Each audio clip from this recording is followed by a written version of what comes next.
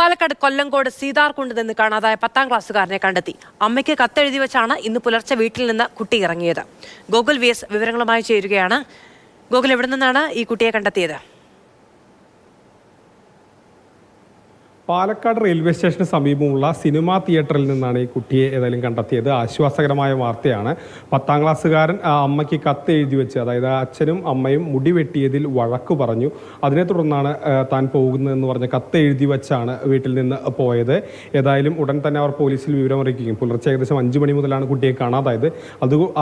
ആ സമയം മുതൽ അച്ഛനും അമ്മയും അക്ഷരാർത്ഥത്തിൽ തീ തിന്നുകയായിരുന്നു. അടുത്ത കൊല്ലങ്കോട് പോലീസ് നടത്തിയ അന്വേഷണത്തിൽ കുട്ടി പാലക്കാട് ടൗണിൽ എത്തിയിട്ടുണ്ടെന്ന വിവരം ലഭിച്ചു.